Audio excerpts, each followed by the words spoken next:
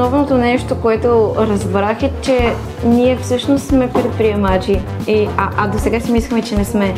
Но се оказа, че нали, това, което си говорихме с всички хора по време на академията и с другите организации, с лекторите, наистина ни даде малко повече самочувствие, че ние всъщност вече сме на правилния път.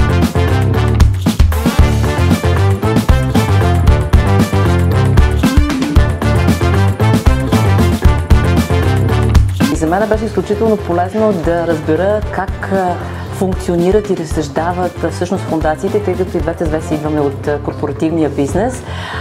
Дори финансовата част на проектите се осъществява по различен начин и за мен е това, което научих, надгради настоящите ми умения.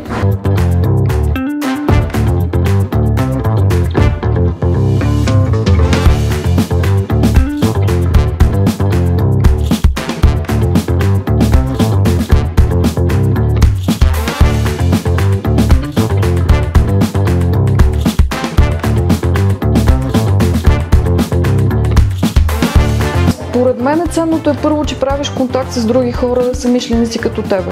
Може да откриеш бизнес възможности в дейността на някое друго NGO. Отделно на това много ценна беше лекцията, която касае финансите, естествено, защото те кара да се замислиш за разни малки разходи, които ти си казваш, да, това не е толкова важно, нали аз мога доброволчески да го свърша, но реално то си е калкулация. Тоест, кога става въпрос за цифри, винаги е добре някой да те вкара в правия път и да ти каже, добре да мислиш за тия неща.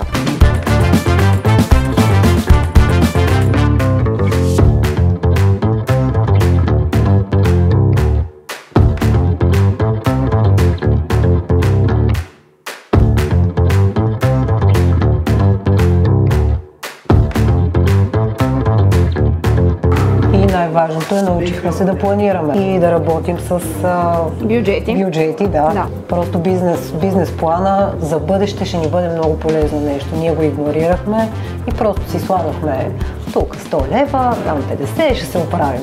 Но не става така.